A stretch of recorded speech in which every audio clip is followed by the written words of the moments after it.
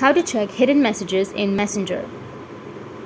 So if you want to check hidden messages in your Messenger, then what you need to do is first open up your Messenger application. Here you need to go with the top right, which has that 3 bar, or you may also have it on the bottom right, and then you can go with settings.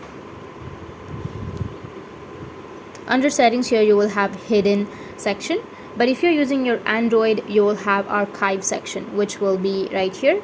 Tap on archive and you will have all of the hidden chats on your archive.